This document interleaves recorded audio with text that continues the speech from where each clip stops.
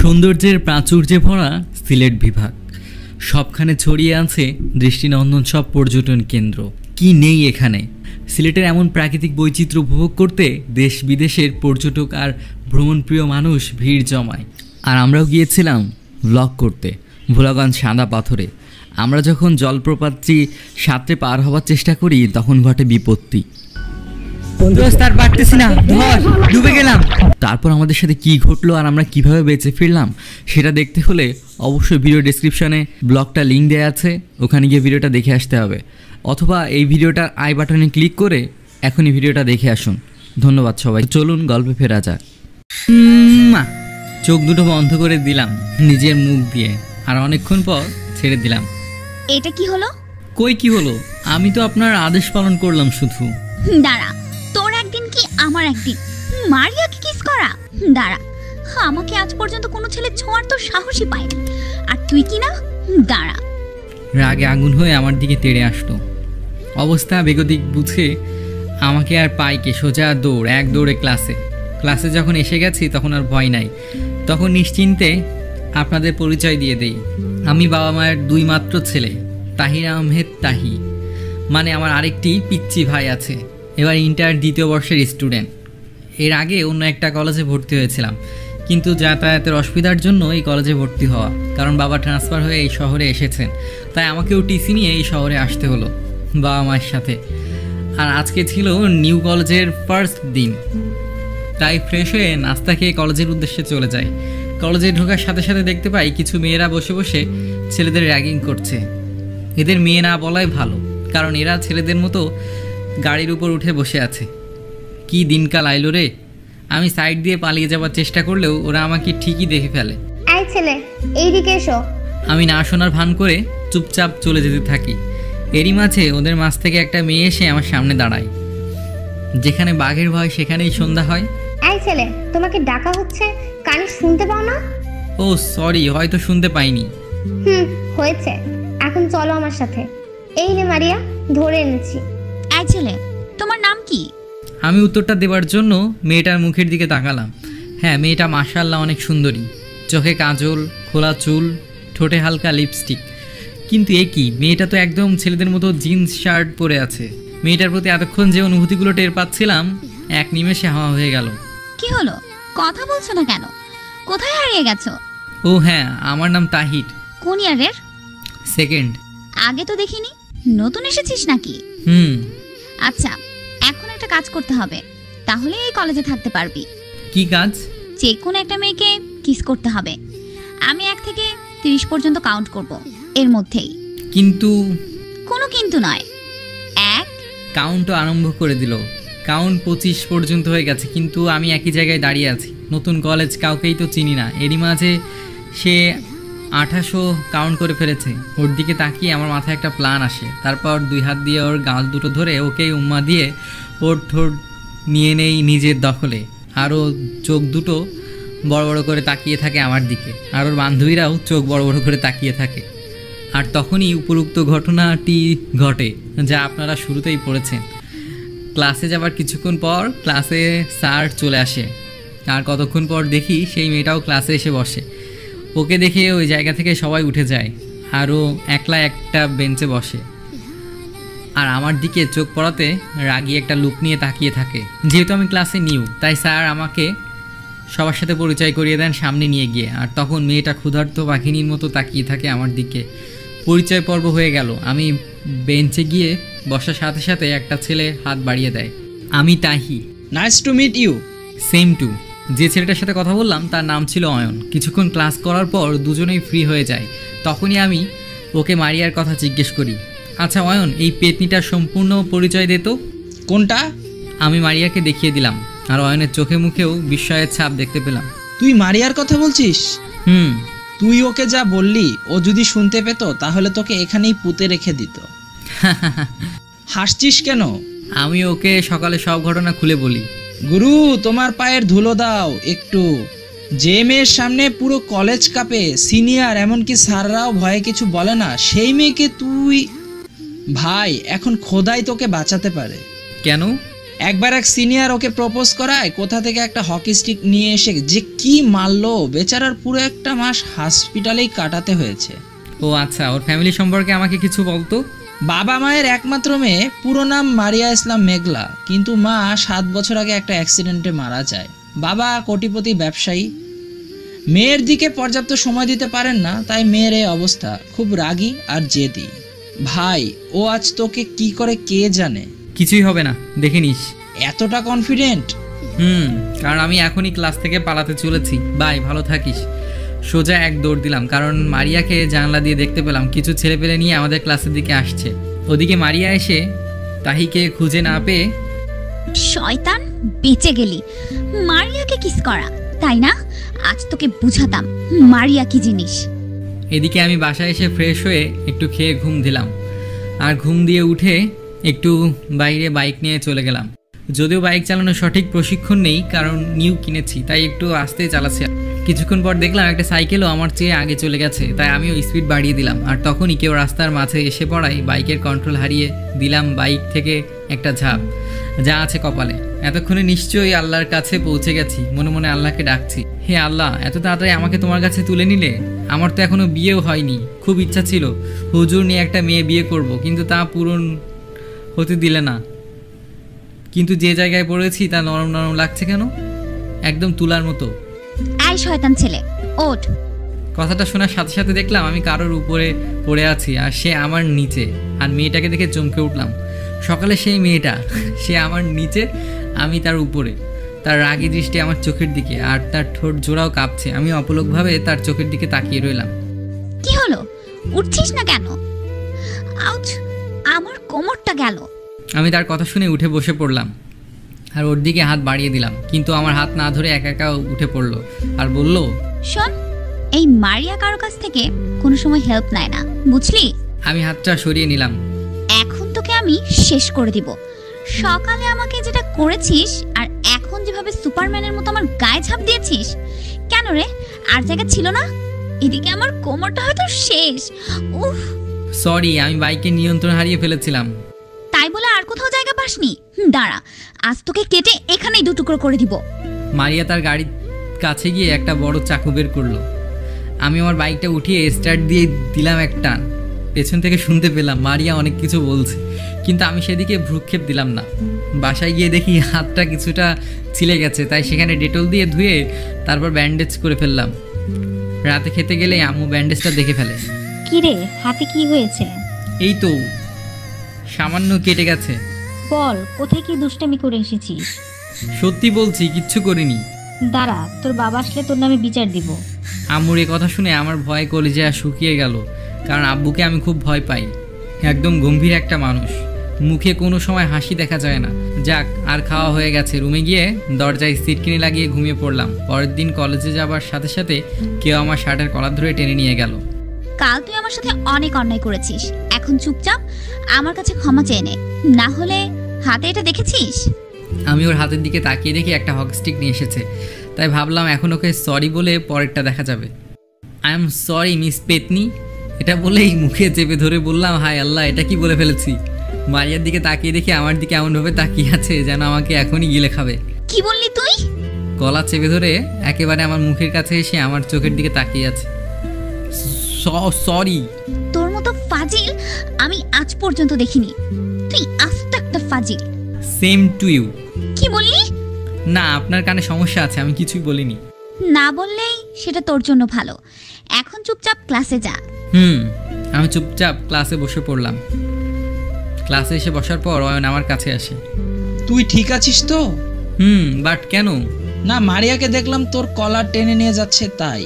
আরে, ও তো ক্ষমা চাওয়ার জন্য আমাকে নিয়ে গিয়েছিল। কি? মারিয়া তোর কাছে ক্ষমা চাইছে? এরই মাঝে স্যার চলে আসে, আর আমি সামনে বেঞ্চে গিয়ে বসে পড়ি। সবাই একটু অবাক হয়ে আমার দিকে তাকিয়ে থাকে, কারণ মারিয়ার অনুমতি ছাড়া এখানে কেউ বসার সাহস পায় না। স্যার ক্লাসে আসলে মারিয়া আমাকে ওর জায়গায় বসতে দেখে আরেক দফায় অবাক হয়, কিন্তু ক্লাসে স্যার থাকায় চুপচাপ আমার পাশে বসে পড়ে। ক্লাস চলাকালীন সময়ে মারিয়া কিছুক্ষণ পর রাগী একটা লুক নিয়ে তাকায়, আর আমি সাথে সাথে ওকে একটা ভেঙচি মেরে দেই। এতেও আরেক দফায় অবাক হয়ে চোখ বড় বড় করে এমনভাবে তাকায় যেন চোখ দিয়ে আগুন বের করে দিবে। আমি ওর দিক থেকে চোখ সরিয়ে পড়ায় মনোযোগ দিলাম। কিছুক্ষণ পর ও আমাকে পাশে বসে খোঁচাতে শুরু করে দিল, আর আমি বিরক্তি নিয়ে ওর দিকে তাকাই, চোখ দিয়ে ইশারা করে জানতে চাই কি হয়েছে। ও দেখায় যে ওর কলমের কালি শেষ, তাই আমার কাছ থেকে একটা কলম ধার চাই অসহায় দৃষ্টিতে। ফান্দে পড়লে বকাও কান্দে। আমি একটা হাসি দেই, বিজয়ী হাসি, আর ওর দিক থেকে চোখ সরিয়ে নিজের পড়ায় মনোযোগ দেই। ও ক্লাসের অন্য কারোর কাছে চায় না, কারণ ভয়ে কেউ ওর সাথে কথা বলে না। ও চুপচাপ মন খারাপ করে বসে থাকে। একটু পর আর চোখে তাকিয়ে দেখি মন মরা হয়ে বসে আছে। আমি ভালোভাবে তাকিয়ে দেখি ফর্সা মেয়েটার গায়ের রং, চোখ দুটো অসম্ভব পরিমাণে মায়াবী, আর চুলগুলো প্রবাহমান ঝর্ণার মতো এঁকে বেঁকে নেমে গেছে। কিন্তু আবার সেই জিন্স প্যান্ট। ও কি জানে শাড়ি পরলে ওকে কত মায়াবী লাগবে? ওকে নিয়ে হয়তো একটা উপন্যাস লিখে ফেলা যাবে ওর সৌন্দর্য নিয়ে। কিন্তু এ কি, আমি ওকে নিয়ে এত ভাবছি কেন? নিজেকে সামনে নিয়ে ওর দিকে একটা কলম বাড়িয়ে দেই ব্যাগ থেকে বের করে। কলমটা পেয়ে ওর ফেসে খুশির আভাস ফুটে ওঠে। ও আমার দিকে হাসি মুখে তাকায়। আমি আর চোখে সেটা দেখলেও না দেখার ভান করে থাকি। ক্লাস শেষে স্যার চলে গেলে ও নিজেই আমার দিকে হাত বাড়িয়ে দেয়। Can we become friends? Sorry, আমি মেয়েদের সাথে ফ্রেন্ডশিপ করি না, আর আপনার মতো একটা মেয়ে ছেলের সাথে তো একেবারেই না। বাই। আমি ব্যাগটা নিয়ে সেখান থেকে চলে আসি, আর ক্লাসের সবাই অবাক হয়ে তাকিয়ে থাকে। ক্লাসের সবচেয়ে সুন্দরী মেয়ে, যার জন্য পুরো ক্লাস পাগল, সে একটা ছেলেকে ফ্রেন্ডশিপ করার জন্য হাত বাড়ালো, আর ছেলেটা তা প্রত্যাখ্যান করলো। অবাক হওয়ারই কথা। মারিয়ার ফ্রেন্ডরা তাকে ঘিরে ধরলো। মারিয়া, এই প্রথম তুই কোনো ছেলের সাথে ফ্রেন্ডশিপ করতে চাইলি, আর সে না বলে চলে গেল। আমার ভাবতেই ঘৃণা হচ্ছে। ছি মারিয়া, তোর মতো একটা সুন্দরী মেয়েকে প্রত্যাখ্যান করলো। ছি ছি, তোকে বলে গেল তুই নাকি মেয়ে ছেলে? আমি ভাবতেও গা গুলিয়ে আসছে। মারিয়ার এসব কথা শুনে রাগে মাথায় আগুন ধরে গেল। সে চুপচাপ কাউকে কিছু না বলে ক্লাস থেকে বেরিয়ে পড়লো, আর তার গাড়িতেও উঠলো না, হেঁটে হেঁটে বাড়ির পথ ধরলো। মারিয়া কিছু দূর যেতে না যেতেই ঝুপ ঝুপ বৃষ্টি শুরু হলো, কিন্তু তার সেদিকে কোনো খেয়াল নেই। সে শুধু নিজের অপমানের কথাই ভাবছে। এই প্রথম কোনো ছেলের জন্য এত বাজেভাবে অপমানিত হলো মারিয়া, আর মারিয়ার চোখে থেকে পানি বের হয়ে যায়। যদিও অনেক নামি দামি ছেলে মারিয়াকে প্রপোজ করেছে, কিন্তু মারিয়াকে পাওয়ার মতো ভাগ্য কারো ছিল না। মারিয়া ভিজতে ভিজতেই বাড়ি চলে গেল, আর চোখ দিয়ে আগুন বের হচ্ছে। অন্যদিকে আমি বাসায় এসে ফ্রেশ হয়ে খেয়ে নিলাম, তারপর দিলাম লম্বা একটা ঘুম। বিকালে ঘুম থেকে উঠে ফ্রেশ হয়ে ছাদে গেলাম, গিটারটা নিয়ে টুংটাং সুর তোলার চেষ্টা করছি। তখনই মারিয়ার কথা মনে পড়লো। মেয়েটাকে ফিরিয়ে দিলাম, কিন্তু এতে তো ও ক্লাসে সবার সামনে অপমানিত হলো। না, ঠিক করিনি। নিজের মাঝেই একরকম অনুতপ্ততা বোধ করলাম। না, কালকে গিয়ে ওকে সরি বলে দিব। সন্ধ্যায় টুকটাক পড়াশোনা করে খেতে নিচে গেলাম, সেখানে গিয়ে বাবার সাথে দেখা। কিরে, তোর হাত কেটে গেছে? সেটা তোমার না জানলেও চলবে। তাহিব, বাবা এগুলো কি বলছিস? হ্যাঁ, ঠিকই বলছি। উনি সারাদিন ওনার মিটিং, বিজনেস এসব নিয়েই থাকুক। আমাদের দিকে তাকানোর টাইম কই ওনার কাছে? ছোটবেলা শুধু দেখতাম অন্য বাচ্চারা তাদের বাবাদের হাত ধরে হাঁটতে, কই আমার বাবা তো কোনোদিন সেভাবে আমায় নিয়ে কোথাও ঘুরতে যায়নি। সুতরাং এখনও এতটা কনসার্ন না দেখালেও চলবে। তুই ভুলে যাচ্ছিস, তুই এখনো যা খাচ্ছিস সব আমার টাকা দিয়ে। ও আচ্ছা, তাহলে তোমার খাবার তুমিই খাও। খাবার ছেড়ে চলে এসে রুমের দরজা লাগিয়ে শুয়ে পড়লাম। এদিকে তাহিয়ের বাবা তাকিয়ে রইল ওর যাওয়ার দিকে, আর তার দীর্ঘশ্বাস ছাড়া অন্য কিছু করার ছিল না, কারণ তাহি যা বলেছে সব কিছুই সত্যি। আমি চলে আসার পর মা বাইরে থেকে অনেক ডাকাডাকি করলো। আমি দরজা না খুলে ওভাবেই ঘুমিয়ে পড়লাম। সকাল সকাল মা খাবার নিয়ে এসে হাজির রুমের সামনে। মা, এগুলো কি? আমি তো বলেছি খাবো না। বাবা, কাল রাতেও কিছু খাসনি, এখন প্লিজ খেয়ে নে। উফ, কতবার বলবো যে আমি খাবো না? তুই এখন যদি না খাস তাহলে আমার সাথে কিছু খারাপ হবে, দেখে নিস। তোর দিলা তো ইমোশনাল ব্ল্যাকমেল করে। আমি এবার ইমোশনাল ব্ল্যাকমেল সহ্য করতে না পেরে খেয়ে কলেজের জন্য বেরিয়ে পড়লাম। কলেজে এসে ক্লাসে এসে মারিয়াকে দেখতে পেলাম না, এমনকি ক্যাম্পাসে এসেও মারিয়াকে দেখতে পাইনি। তখনই ওর কিছু ফ্রেন্ড আমার কাছে আসে। কালকে কাজটা তুমি ঠিক করলে না, তোমার জন্য মারিয়া সবার সামনে অপমানিত হলো। সরি, কিন্তু ও কোথায়? ও ওদের বাসায় আছে। কালকে রেগে গিয়ে যত কাঁচের জিনিস ছিল সব ভেঙে ফেলেছে। এই প্রথম ও কারোর কাছে এত অপমানিত হলো। ও নাকি কলেজ ছেড়ে দিবে।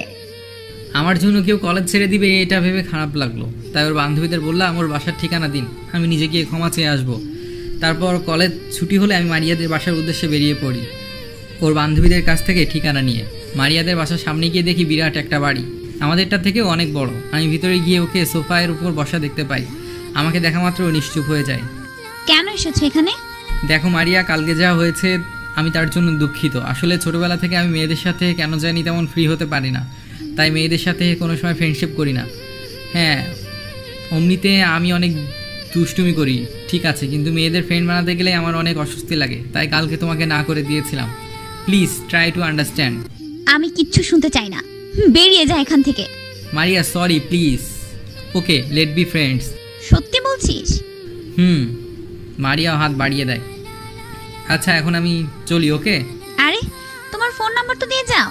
ও ও, তার মানে এখনো তুমি আমাকে মন থেকে ফ্রেন্ড মেনে নাওনি, তাই না? আরে না, এই নাও নাম্বার 01।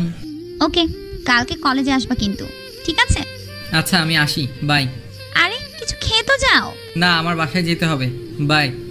তাহি চলে গেলে মারিয়া পয়সা থেকে একটা হাসি দেয়। তাহলে তাহি তার গেমে নিজে এসে ধরা দিয়েছে। মারিয়া মনে মনে অনেক খুশি হলো। এই মারিয়াকে অপমান করা, তাই না? এই প্রথম মারিয়া ইসলাম মেঘলাকে কেউ অপমান করেছে। আমি তোর এমন অবস্থা করব তুই স্বপ্নেও চিন্তা করতে পারবি না। তোর জীবন আমি নিম পাতার মতো তিতা করে দিব, দেখে নিস। মারিয়া ভাবছে আর নিজেই হাসছে। সে নেক্সট প্ল্যান বানাতে বসে গেল। এদিকে আমি বাসায় এসে খেয়ে এক ঘুম দিলাম। উঠে দেখি সন্ধ্যা হয়ে গেছে, তাই একটু ফ্রেশ হয়ে বই নিয়ে বসলাম। এরপর রাতের খাবার খেয়ে শুতে যাব এমন সময় একটা ফোন আসে। কলটা দেখে একটু অবাকই হই, কারণ আমাকে অচেনা কেউ সহজে ফোন দেয় না। হাতে নিয়ে রিসিভ করব কি না ভাবছি, তখন কলটা কেটে যায়। আবারও রিং বাজতে শুরু করে। ফোনটা রিসিভ করে একটা সালাম দেই। আসসালামু আলাইকুম, কে বলছেন? ওয়ালাইকুম আসসালাম। হ্যাঁ, আমি মানুষ বলছি। আমিও মানুষ। এবার আপনার পরিচয় দিন। আমি মারিয়া। কোন মারিয়া? উফ, কয়টা মারিয়াকে চিনো তুমি? আমি মারিয়া ইসলাম মেঘলা, তোর জম। ওহ সরি, বুঝতে পারিনি। রাতে খেয়েছো? আমি খেয়েছি কিনা জিজ্ঞেস করবে না? হ্যাঁ, তুমি খেয়েছো? আচ্ছা, কাল কলেজে বসে কথা হবে, বাই। ওকে। ফোনটা রেখে শুয়ে পড়লাম। পরদিন কলেজ ক্যাম্পাসে যাব, তখনই কেউ ডাক দিল। আমি পেছন ফিরে তো অবাক। মারিয়া কালো জামা পরেছে আর চুলগুলো খোলা, ফর্সা শরীরে কালো জামা পুরো অসাধারণ লাগছে। আমি হাঁ করে তাকিয়ে আছি, কারণ অয়নের কাছ থেকে শুনেছি ও জিন্স শার্ট ছাড়া অন্য কিছু পরে না। এই যে মিস্টার, কি দেখছো এমন করে? কই না, কিছু না। সত্যি তো? আচ্ছা চলো ক্লাসে যাই। এদিকে মারিয়ার বান্ধবীরা তাহিয়ের সাথে মারিয়াকে দেখে অবাক হয়। তাহি কালকে মারিয়াকে অপমান করার পরেও মারিয়া তাহির সাথে দিব্যি ঘুরে বেড়াচ্ছে। ওরা একটু অবাক হয়। আর ক্যাম্পাসের বড় ভাইগুলো হিংসায় জ্বলে ওঠে, কারণ অনেক ছেলে ক্রাশ অন্য কারোর সাথে হাঁটছে। তাই ক্লাসে গিয়ে মারিয়া আমার পাশেই বসে পড়ে। আর ক্লাসের সবাই একটু অবাক হয়, কারণ মারিয়া যেখানে বসে সেখানে অন্য কাউকে বসতে দেয় না, নিজের বান্ধবীদেরও না। আর কোনো ছেলেকে দেয়া তো বিরাট ব্যাপার, কিন্তু স্যার আসায় সবাই পড়ায় মনোযোগ দেয়। তাই ক্লাস থেকে একটু বের হলে মারিয়া বান্ধবীরা ওকে ঘিরে ধরে। মারিয়া, এগুলো কি হচ্ছে? এত অপমানের পরেও তুই ওর সাথে হেসে হেসে কথা বলছিস? তুই তো এমন ছিলি না, কি হয়েছে তোর? মারিয়া শুধু একটা মুচকি হাসি দেয়। আচ্ছা, তুই ওর প্রেমে পড়ে যাসনি তো? কি রে, এমন পাগলের মতো হাসছিস কেন? কিছু না মামু, আগে আগে দেখো হোতা হে কিয়া। মারিয়া ক্লাসে গিয়ে দেখে তাহি ফিরে এসেছে, তাই তার কাছে চলে যায়। এই যে মিস্টার, শুনছো? হ্যাঁ বলো। আচ্ছা চলো না কোথাও ঘুরতে যাই। ওর বাচ্চাদের মতো ফেস দেখে না করতে পারলাম না, কিন্তু এখন চলো। এটা বলেই আমার হাত ধরে টেনে নিয়ে যেতে লাগলো। হাত ধরায় অন্যরকম একটা অনুভূতি হতে শুরু করেছে। এই প্রথম এভাবে কেউ হাত ধরলো। মারিয়া আমাকে নিয়ে কলেজ গেটে এসে একটা রিক্সার ডাক দেয়। তারপর রিক্সায় উঠে আমাকে উঠতে বলে, কিন্তু আমার অস্বস্তি শুরু হতে লাগলো। কি হলো, উঠছো না কেন? আমি উঠে পড়লাম, কিন্তু রিক্সার একেবারে পাশ ঘেঁষে বসেছি, যাতে ওর সাথে আমার শরীরের কোনো টাচ না লাগে। এ কি, এত কোনায় বসেছো কেন? পড়ে যাবে তো, এদিকে চেপে বসো। কিন্তু কোনো কিন্তু নয়, চুপচাপ এদিকে চেপে বসো। আমি একটু ওর দিকে সরে বসি, আর ওর শরীরের সাথে আমার শরীর টাচ হতে থাকে। আমার একটু অন্যরকম অনুভূতি হতে থাকে, আর ওর গায়ের পারফিউমের গন্ধ আমাকে মাতাল করার উপক্রম। আয় মামা থামুন, এসে পড়েছি। রিক্সা দাঁড় করালে মারিয়া নেমে যায়। আর আমিও নামি। তখন মারিয়া রিক্সা ভাড়া মিটিয়ে দেয়। আমিও ওকে অনেক বারণ করেছি, কিন্তু ও বলে ফ্রেন্ডশিপে এসব কোনো ম্যাটার না। আমরা একটা বড় নদীর পাড়ে রাখা বেঞ্চে বসে পড়ি, যদিও আমাদের মাঝে এক হাত গ্যাপ থাকে। জানো, এটা আমার সবচেয়ে ফেভারিট প্লেস।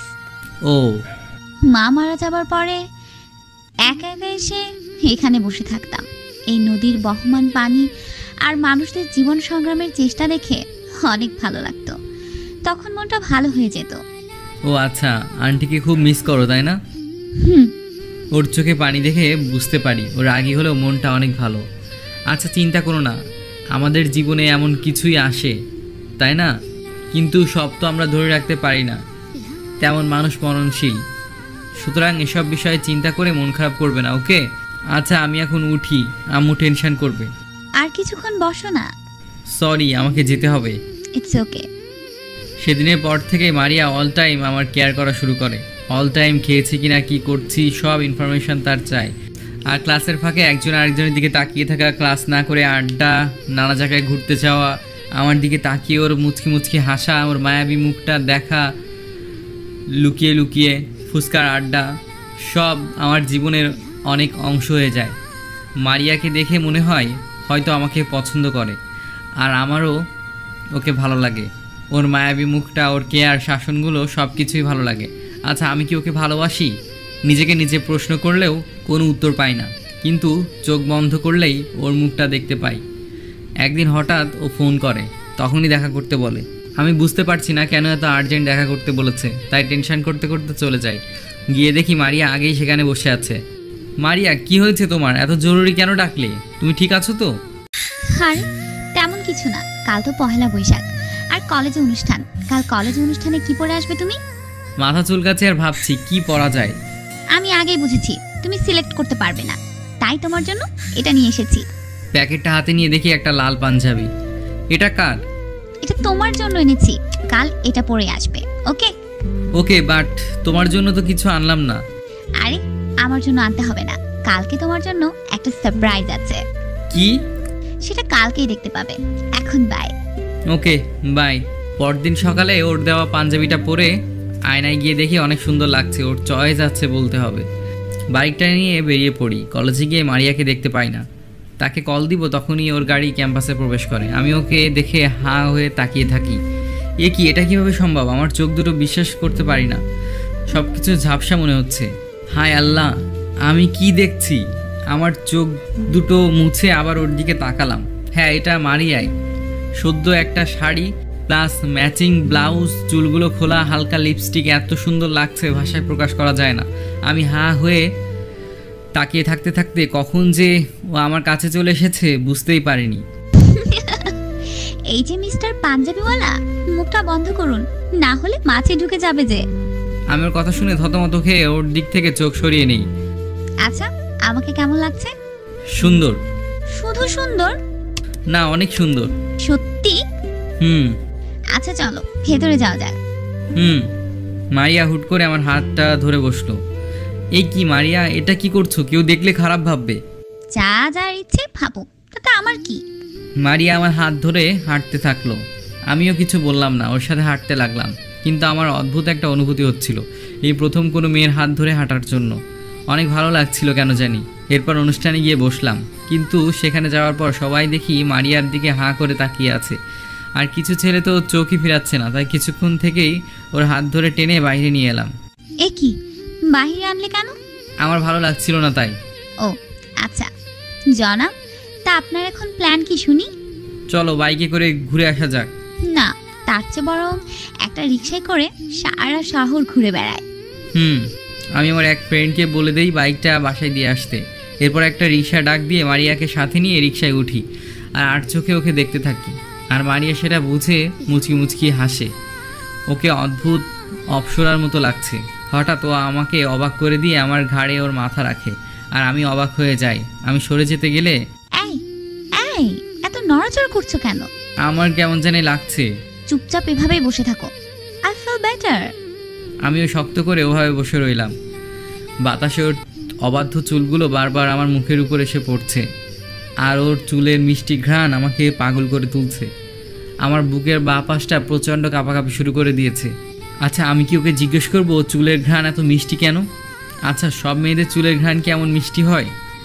কিন্তু জড়তার জন্য ওকে কিছুই জানাতে পারলাম না। তবে পৃথিবীর শ্রেষ্ঠ সুখীদের একজন মনে হচ্ছে নিজেকে। আর মারিয়াকে দেখে মনে হচ্ছে আমার একান্ত আপন, শুধুই আমার। রিক্সায় অনেকক্ষণ ঘোরার পর আমরা একটা ফুচকার দোকানের সামনে রিক্সা দাঁড় করে ফুচকা খেতে থাকলাম। আশেপাশে দেখলাম অনেক ছেলে মেয়ে একে অন্যকে ফুচকা খাইয়ে দিচ্ছে। আমারও ইচ্ছা হলো মারিয়াকে এমন খাইয়ে দিতে, কিন্তু ও কি মনে করবে এটা ভেবে দেওয়া হলো না। কিন্তু আমাকে অবাক করে ও নিজেই আমাকে একটা ফুচকা খাইয়ে দিল, আমি ওকে খাইয়ে দিলাম। এভাবে খাওয়ার পর্ব শেষ হওয়ার পর আবার রিক্সায় উঠে ঘোরা শুরু করলাম। তারপর সারা শহর ঘুরে ওর বাসার সামনে ওকে নামিয়ে দেওয়ার পর আমিও বাসায় চলে আসলাম। বাসায় আসার পর বারবার মারিয়ার চেহারা ভেসে উঠতে থাকে।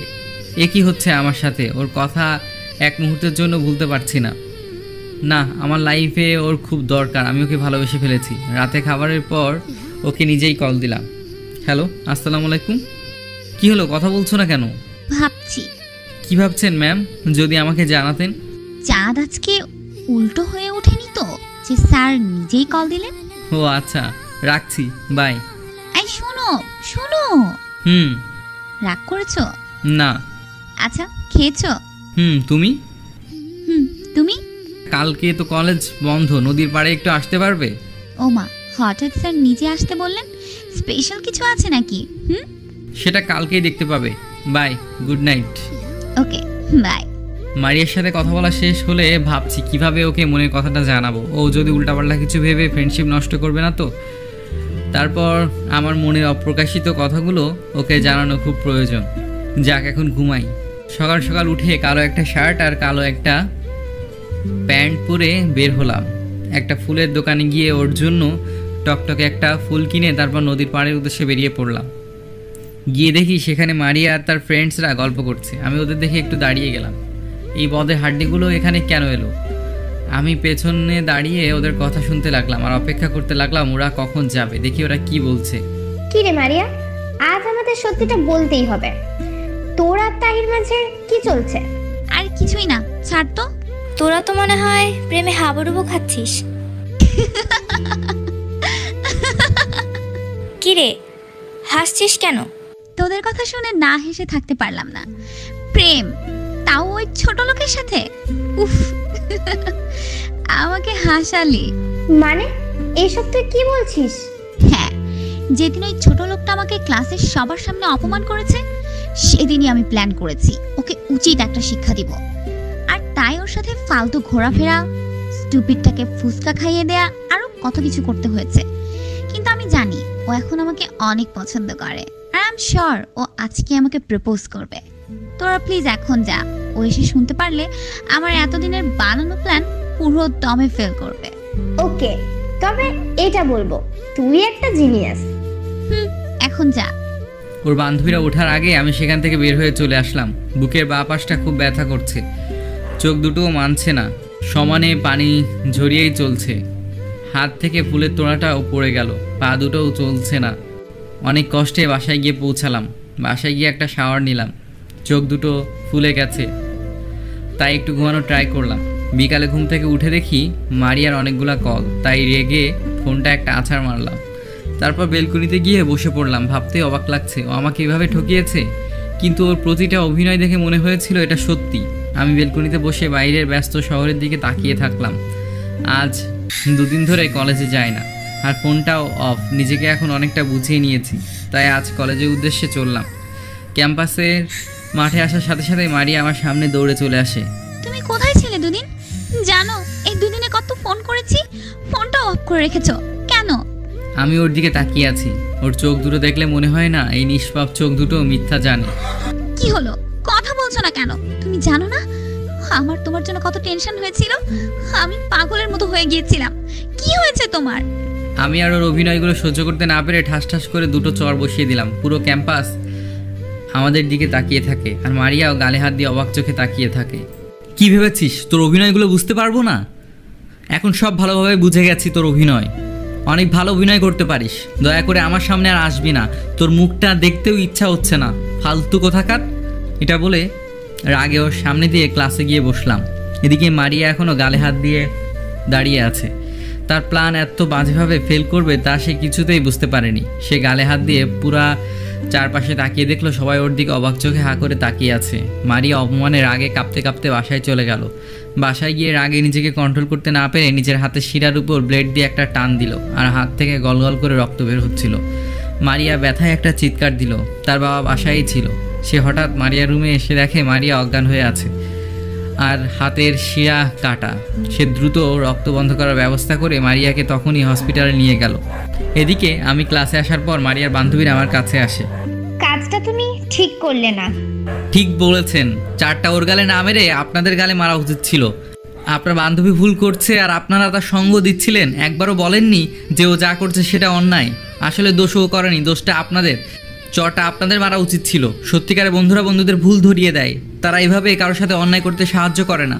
আমার কথা শুনে ওর বান্ধবীরা মাথা নিচু করে রইল।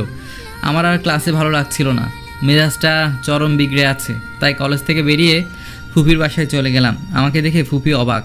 আরে কাকে দেখছি? আমার চোখের ভুল দেখছি না তো?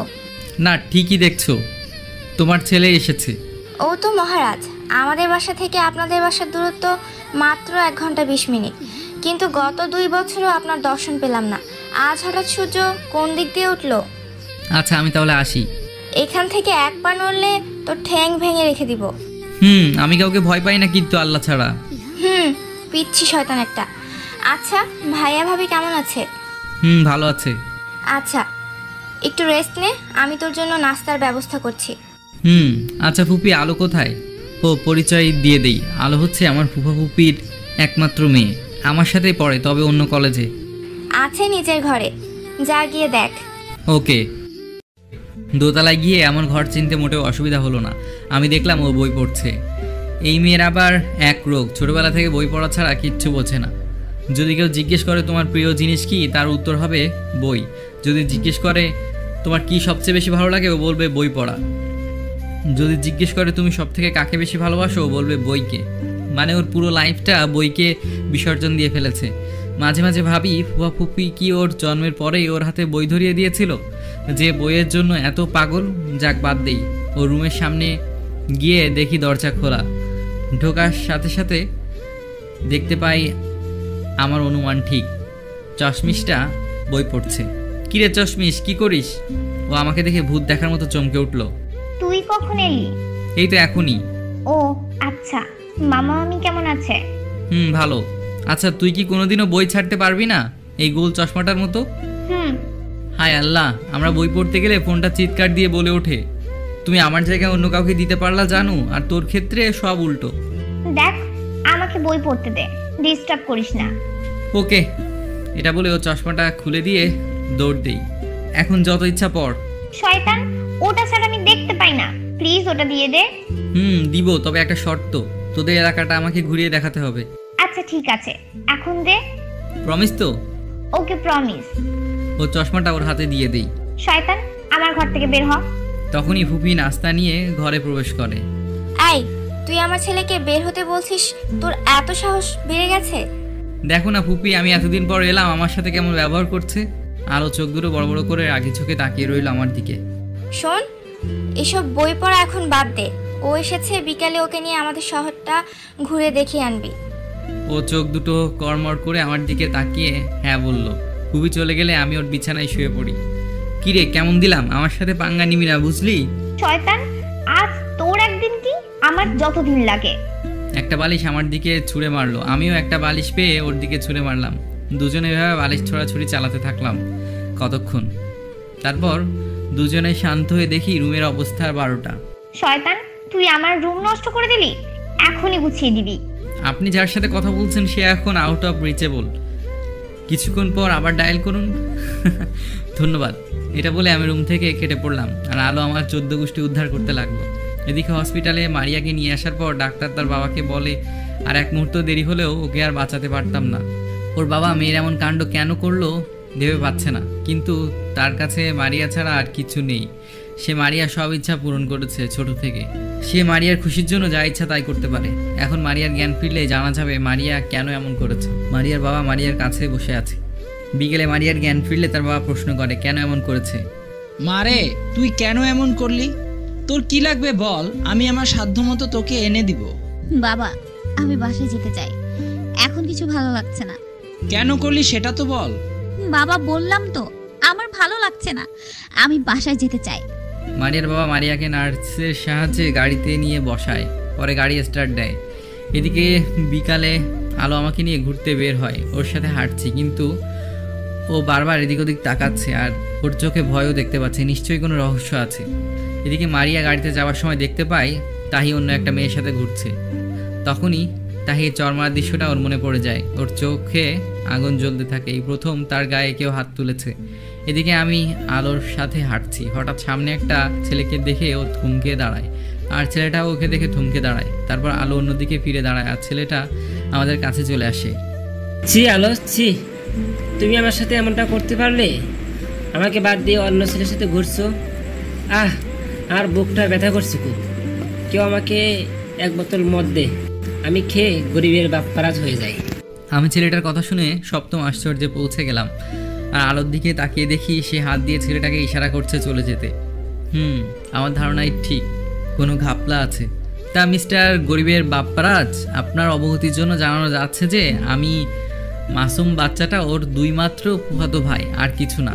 তার মানে আলো আমাকে ধোকা দেয়নি? আমার আর গরিবের বাপ্পারাজ হওয়া হলো না।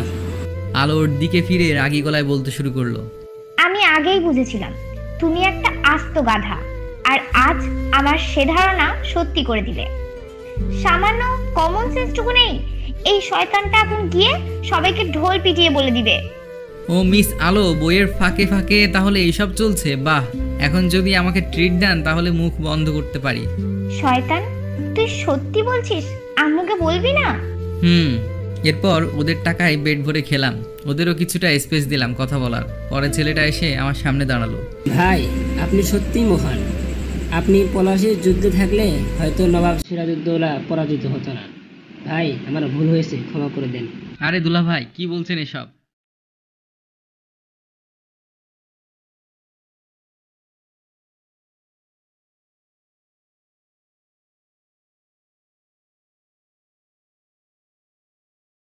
ওকে দুলা ভাই।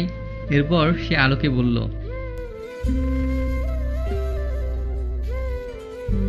না, আজকে শেষ হবে। এখন যদি একটু বাসার দিকে চলতেন। আলো ছেলেটাকে বিদায় জানিয়ে আমার সাথে হাঁটা শুরু করে দেয়। বাসায় এসে বেলকনিতে বসে ওদের কথা ভাবছি। দুইটা সত্যি পাগল, একটা বইয়ের জন্য আর একটা ইতিহাসের জন্য। তবে মারিয়ার কথা আমার মাথা থেকে পুরোপুরি মুছে যায়নি। আমার বারবার ওর মায়াবী মুখটা মনে পড়ে। এদিকে মারিয়ার রুমে রাতে তার বাবা প্রবেশ করে। মা, তুই এটা কেন করেছিস বল? বাবা, আমি একটা ছেলেকে ভালোবাসি, কিন্তু ও আমাকে ভালোবাসে না। আমি ওকে ছাড়া বাঁচতে পারবো না। ও, এই ব্যাপার। ছেলেটার সব ডিটেলস আমাকে দে, কাল ওর বাসায় বিয়ের প্রস্তাব দিব। ওর বাবা মায়ের কাছে হাত জোর করে হলেও ওকে তোর কাছে এনে দিব। সত্যি বাবা? আমার প্রিন্সেস ফার্স্ট টাইম আমার কাছে কিছু চেয়েছে, না দিয়ে পারি? এখন সব ডিটেলস দে, কাল সকাল সকাল তোকে নিয়ে ওদের বাসায় যাব। সত্যি? You are the best dad. কিন্তু মা, প্রমিস কর আর কখনো এমন কিছু করবি না। ওকে বাবা। আচ্ছা, এখন ঘুমা। তৈরি হও তাহি, এবার আমি তোমার সব সুখ কেড়ে নিব, তোমার সব কিছু কেড়ে নিব। কালকে হবে আমার নিউ গেম শুরু। আমাকে করা অপমানের চরম মূল্য দিতে হবে তোমাকে। B ready. মারিয়া একা একা হাসতে থাকে। তাহি, তুমি এবার ফিনিশড। তুমি নিজেও জানো না তুমি কার সাথে পাঙ্গা নিয়েছো। পরদিন সকাল হতে না হতেই আম্মুর ফোনটা রিসিভ করি। হ্যালো আম্মু। তুই এখনই বাসায় চলে আয়। আমি আম্মুর এমন কথা শুনে অবাক হয়ে যাই। তারা কোনো বিপদে পড়েনি তো? আমি ফুপিকে বলে সাথে সাথে চলে আসি বাসায়। ফুপি আসতে দিতে চাইছিল না, কিন্তু সামনে এক্সামের বাহানায় চলে আসি। ফুপির কাছেও কিছু বলিনি। কোনো রিক্সাও পাচ্ছি না। অনেকক্ষণ ওয়েট করার পর একটা অটো পেলাম, আর সেটাই চড়ে সোজা বাসায় এসে পড়লাম। বাসায় গিয়ে কলিং বেল বাজানোর সাথে সাথে আম্মু দরজা খুলে দিল, কিন্তু কিছু না বলে ভেতরে চলে গেল। আমি ভেতরে প্রবেশ করতেই চোখকে বিশ্বাস করতে পারছিলাম না। মারিয়া আর তার বাবা এখানে বসে আছে। এরা আমাদের বাসায় কিন্তু কেন? আমার প্রশ্নের কোনো ব্যাখ্যায় নিজে দাঁড় করাতে পারি না। তাহি, আমি এসব কি শুনছি?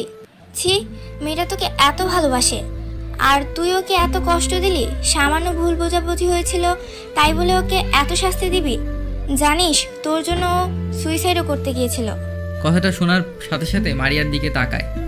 এটা কি নিউ প্ল্যান বোঝার চেষ্টা করছে, কিন্তু মারিয়ার মাথা নিচু করে বসে আছে আর হাতেও ব্যান্ডেজ বাঁধা।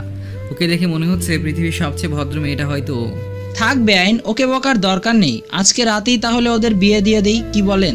মারিয়ার বাবার কথা শুনে মনে হলো কেউ আমাকে বসিয়ে ঠাস করে মাথায় একটা হাতুড়ি দিয়ে বাড়ি মারলো। এই মেয়েকে বিয়ে আমার ব্রেইনই কাজ করা বন্ধ করে দিয়েছে। আঙ্কেল কি বলছেন এসব? আমি ওকে কিছুতেই বিয়ে করব না। চুপ বেয়াদব, ওকে তোর বিয়ে করতে হবে আজ রাতে, আর আমি কিছু শুনতে চাই না। আম্মু প্লিজ আমার কথাটা শোনো। চুপ, আমি কোনো কথা শুনতে চাই না। থাক আন্টি, ওকে জোর করে রাজি করাতে হবে না। ও রাজি না হলে দরকার নেই বিয়ে, দরকার নেই আমার লাইফের। ও তো আমি চলেই যেতে চেয়েছিলাম, আল্লাহ কেন আমাকে বাঁচালেন? মামুনি তুমি কেঁদো না, এই বজ্জারটা তোমাকেই বিয়ে করবে, আর সেটাও আজ রাতেই। তুমি ওর রুমে গিয়ে ফ্রেশ হও আর একটু রেস্ট নাও। এই ওকে চুপচাপ তো রুমে নিয়ে যা। আচ্ছা বেআইন, আমিও চলি, আমাদেরও তো একটু প্রস্তুতি নিতে হবে। আচ্ছা ভাই, কি হলো এখনো দাঁড়িয়ে আছিস? চুপচাপ ওকে নিয়ে রুমে যা। আমি কথা না বাড়িয়ে রুমের দিকে যেতে থাকলাম, আর মারিয়া আমার পিছু পিছু হাঁটতে শুরু করে। রুমে ও ঢোকার সাথে সাথে ঠাস করে দরজাটা লাগিয়ে দেয় আর ওকে দেয়ালের সাথে চেপে ধরি। এসব কি নিউ নাটক? হ্যাঁ, এখনো তোর মন ভরেনি এত অভিনয় করেও? তোর মতো ছোট লোককে কেন বিয়ে করছি জানিস? কারণ তোর করা সব অপমানের প্রতিশোধ নিব, তোর সব কিছু কেড়ে নিব, তোকে একেবারে সর্বহারা করে দিব, দেখে নিস। এরপর আমাকে ধাক্কা দিয়ে নিজেকে ছাড়িয়ে নেয়, তারপর আমাকে টেনে দরজার কাছে এনে ধাক্কা দিয়ে রুমের বাইরে বের করে দেয়। না, এটা হতে পারে না। আমার আম্মুকে বলতেই হবে যে আমি বিয়েটা করব না। তাই আম্মু রুমে চলে যায়। তোর মতো ছোট লোককে কেন বিয়ে করছি জানিস? কারণ তোর করা সব অপমানের প্রতিশোধ নিব, তোর সব কিছু কেড়ে নিব, তোকে একেবারে সর্বহারা করে দিব, দেখে নিস। এরপর আমাকে ধাক্কা দিয়ে নিজেকে ছাড়িয়ে নেয়, তারপর আমাকে টেনে দরজার কাছে এনে ধাক্কা দিয়ে রুমের বাইরে বের করে দেয়। না, এটা হতে পারে না। আমার আম্মুকে বলতেই হবে যে আমি বিয়েটা করব না।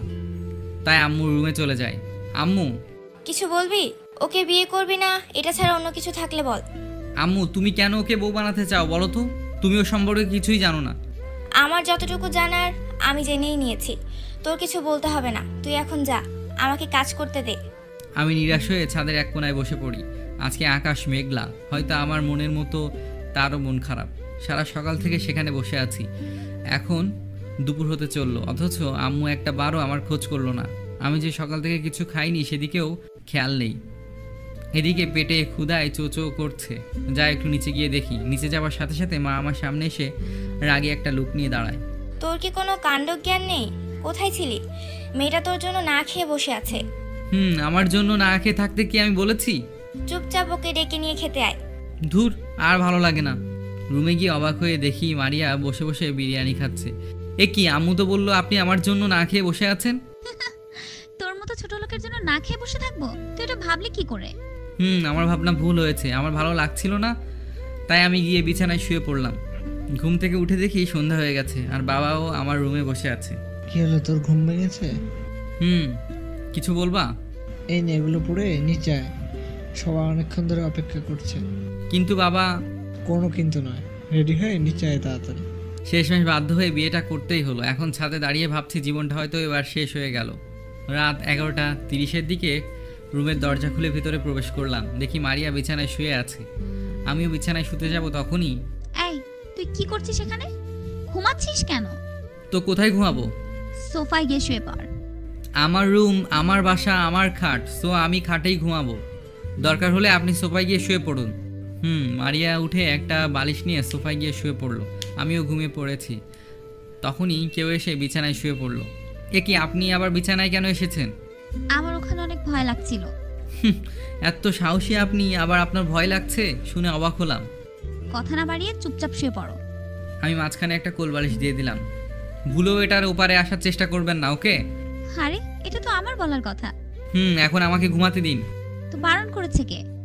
আমি কথা না বাড়িয়ে ঘুমিয়ে পড়লাম। সকালে উঠে দেখি মারিয়া একেবারে আমার গা ঘেঁষে শুয়ে আছে। ওর কিছুটা ওর মুখের উপর পড়েছে। ওকে দেখতে অনেক সুন্দর লাগছে। আমি কিছুক্ষণ ওর মুখের দিকে তাকিয়ে থেকে উঠে নামাজ পড়তে চলে গেলাম এবং একটু দেরি করেই ফিরলাম। এসে দেখি রুমে কেউ নেই। আমি বিছানায় একটু শুয়ে পড়লাম। কিছুক্ষণ পর ও একটা ব্ল্যাক 3 পিস পরে আসলো। আমি ওকে দেখে অবাক হলাম। এভাবে কি দেখছিস? ভুলেও অন্য কোনো চিন্তা মাথায় আনবি না বলে দিলাম। না, আমার সে কপাল কোথায়। কিছু বললি? না, কিন্তু এসব কই পড়েছেন? মারিয়া চুলগুলো তোয়ালে দিয়ে মুছে তারপর নিচে চলে যায়, আর আমিও ফাঁকে শুয়ে থাকতে থাকতে ঘুমিয়ে যাই। এই যে শুনছিস? মারিয়া তাহিকে ঘুম থেকে উঠানোর জন্য অনেক ডাকাডাকি করছে অনেকক্ষণ থেকে, কিন্তু তাহি ওঠার নামই নিচ্ছে না। মারিয়া আরও কতগুলো ডাক দিল, কিন্তু তাহি শুনতে পায় না। হঠাৎ ও এক বালতি পানি এনে আমার গায়ে ঢেলে দিল। আমি এক লাফে উঠে বসে পড়লাম। এগুলা কি হচ্ছে? কি শুরু করেছেন? তো এতক্ষণ ধরে ডাকছি, শুনতে পাচ্ছিস না? তাই বলে গায়ে সকাল সকাল এত পানি ঢেলে দিবেন? তোর লাইফটা এভাবে তেজপাতা বানাবো বলেই তো তোকে বিয়ে করেছি। আমি কিছু না বলে উঠে ফ্রেশ হয়ে নিই, তারপর নিচে খেতে চলে যাই। মা, খাবার দাও। নিজে নিয়ে খা, আমার মেয়ের মাথায় তেল দিয়ে দিচ্ছি। আজব তো, কি? আমার একটা বোন আছে আর আমিই জানি না। চুপ কর শয়তান, আমি মারিয়ার কথা বলছি। আল্লাহ, এই মেয়েটা আমার মাথাটা খেয়ে ফেলেছে। একেবারে ওর আসল পরিচয় যদি জানতো যে ও আমার সাথে কি কি করেছে, তাহলে ঘাট ধাক্কা দিয়ে বের করে দিত। আমি নিজেই নাস্তা বেড়ে তারপর খেয়ে একটু বাইরে চলে যাই। ফিরে এসে রুমে নক না করেই ঢুকি, আর ঢুকে যা দেখি তাতে আমার হাড় শীতল হয়ে যায়। মারিয়া গোসল করে একটা টাওয়েল পরে বের হয়েছে, আর তাতে শরীরের অর্ধেকটা দেখা যাচ্ছে। ফর্সা শরীরের দিকে তাকিয়ে আমার ঘোর লেগে যাচ্ছে, কিন্তু এখনও আমাকে লক্ষ্য করেনি। ও টাওয়েলটা খুলে যেই নামালো, আমি চোখ বন্ধ করে চিৎকার দিলাম। ও আমাকে দেখে আমার কাছে আসলো। এই, তুই চিৎকার করছিস কেন? আর হাত দিয়ে চোখ চেপে ধরে আছিস কেন? নিজের দিকে দেখুন। মারিয়া নিজের দিকে তাকিয়ে দেখে সারা গায়ে কিচ্ছু নেই। ও দৌড়ে টাওয়েলটা নিয়ে গোসলখানায় ঢুকে যায়, আর একটা শাড়ি কোনো মতে পেঁচিয়ে বের হয়। এই শয়তান, আজকে তোকে আমি মেরেই ফেলবো। রুমে ঢোকার আগে একবার নক করে ঢুকতে পারিসনি? আমি কি জানতাম যে আমি ঢুকে এসব দেখতে পাবো? তাহলে তো ঢুকতাম না। সত্যি তুই সব দেখে নিয়েছিস? তোকে আজ আমি মেরেই ফেলবো, শয়তান একটা। আরে আপনি এতবার কেন গোসল করেন? সকালেও তো করলেন। সেটা আমার ব্যাপার, কিন্তু শয়তান তুই সব দেখে ফেলেছিস। তোকে আজকে আমি ছাড়ছি না। আমি ধীরে ধীরে পেছনে এগোতে গিয়ে আলমারির সাথে ধাক্কা খেয়ে খাটের উপর পড়ে যায়, আর ও পড়ে সরাসরি আমার উপর। তারপর কিছুক্ষণ পর ও আমাকে ছেড়ে দেয় আর অদ্ভুতভাবে তাকিয়ে থাকে। ও নরম শরীরে আমার গায়ের উপর পড়ায় আমার সারা শরীরে অদ্ভুত এক শিহরণ তৈরি হয়। আমি ওর কাঁপতে থাকা ঠোঁটগুলোর দিকে নিজের ঠোঁট বাড়িয়ে দেই। এরপর এভাবে ওকে শক্ত করে ধরে রাখি। অনেকক্ষণ পর ছেড়ে দেই। ওকে ছাড়ার সাথে সাথেই ঠাস করে একটা চড় দেয় আমার গালে। আমি নিশ্চুপ হয়ে তাকিয়ে থাকি ওর দিকে। আমি চুপচাপ মাথা নিচু করে আছি। নিজেকে এই মুহূর্তে অনেক অপরাধী মনে হচ্ছে। কি হলো, কথা বলছিস না কেন? তুই ভুলে যাস না, আমি তোর কাছ থেকে প্রতিশোধ নেবার জন্য তোকে বিয়ে করেছি।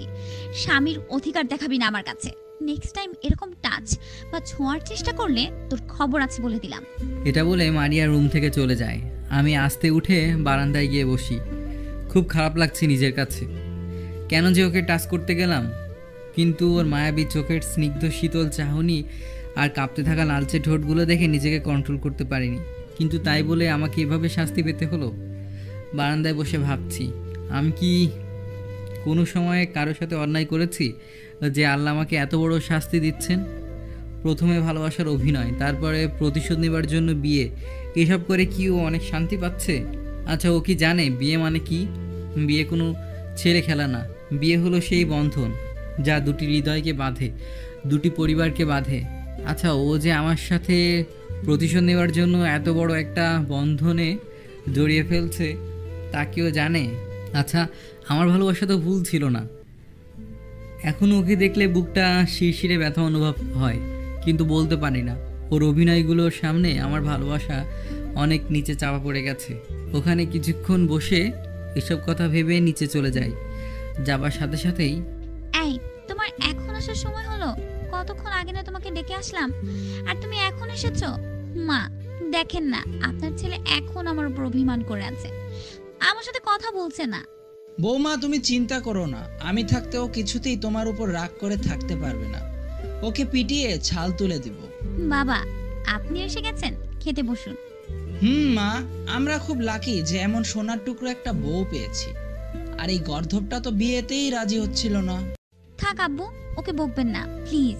আমি চাই না আমার জন্য ওর কোনো কষ্ট হোক। আমি খাওয়া রেখে ওর দিকে অবাক হয়ে না তাকিয়ে পারিনি।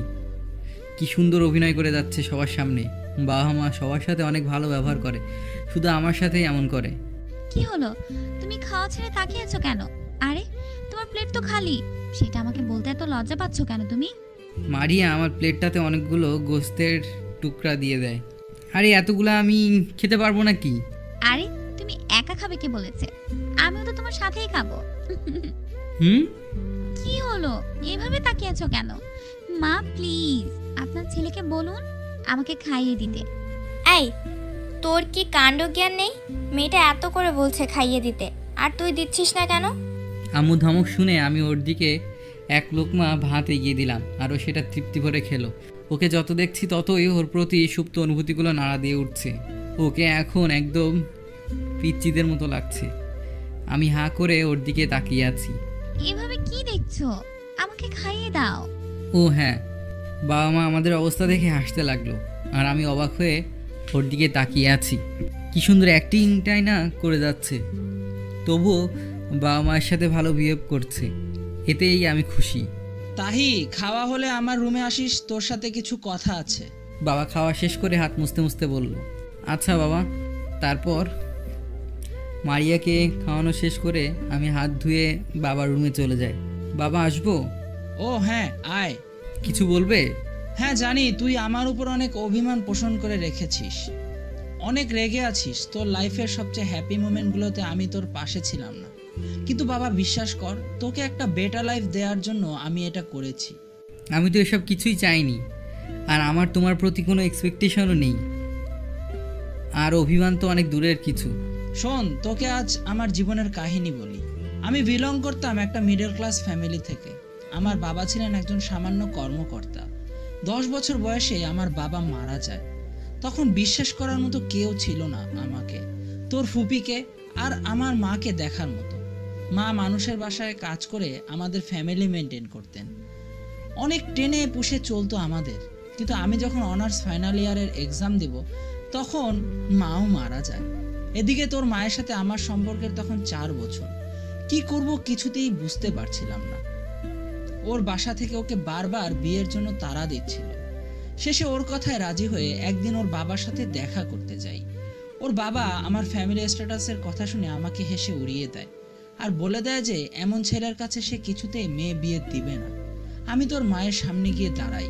তোমার কাছে 2টি অপশন আছে, 1 সব ছেলে আমার সাথে চলে যাবে, 2 তোমার বাবার পছন্দ করা ছেলেকে বিয়ে করবে। সেদিন তোর মা সব ছেড়ে আমার হাত ধরে চলে এসেছিল। আমরা কোর্ট ম্যারেজ করে ফেলি। প্রথমে বন্ধুদের সাহায্য নিয়ে চলতে হতো, আর আমাদের দিনগুলো অনেক কষ্টে যাচ্ছিল, কিন্তু ধীরে ধীরে তোর মায়ের সাপোর্টে আমি আমাদের ভাগ্য পরিবর্তন করতে সক্ষম হই। এখন আমাদের কি নেই দেখ, টাকা পয়সা, বাড়ি গাড়ি। জানিস আমি সবসময় ব্যবসা নিয়ে কেন পড়ে থাকি? কারণ আমি চাই আমার সন্তানকে সেই লাইফ ফেস না করতে হোক যা আমি করেছি।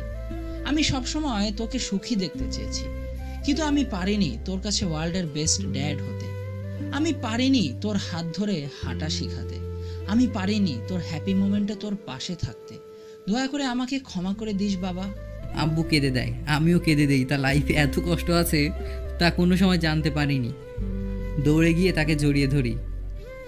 বাবা আমাকে ক্ষমা করে দাও, আমি একটা মুদ্রার এক পাশ দেখেই বিচার করেছি। আই এম সরি বাবা। দুজনে এভাবে কিছু সময় পার করার পর চোখের পানি মুছে বাবাকে জিজ্ঞেস করি, আচ্ছা বাবা নানুর কি হলো? তোর বয়স যখন 6 তখন তাকে দেখতে গিয়েছিলাম। তখন আমরা তার চেয়েও বেশি টাকা পয়সার মালিক, কিন্তু গিয়ে দেখি সে মৃত্যু শয্যায়। সে আমাকে দেখে একটা কথাই বলেছিল, তুমি ঠিকই বলেছিলে বাবা, টাকা মানুষকে কোনোদিন সুখ দিতে পারে না। আজ আমি মৃত প্রায়, কিন্তু আমার টাকা পয়সা কোনো কাজে আসছে না। মারে আমাকে ক্ষমা করে দিস, বাবা হিসেবে সঠিক দায়িত্ব পালন করতে পারলাম না। তারপর সে তার শেষ নিঃশ্বাস ত্যাগ করলো।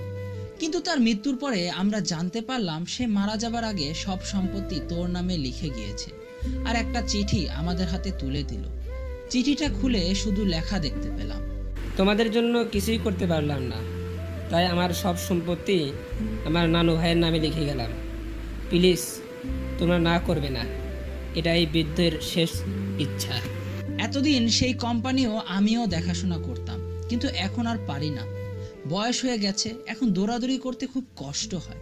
আমি চাই কাল থেকে তুই ওই কোম্পানি আর আমাদের কোম্পানি দুটোরই দেখাশোনা করবি।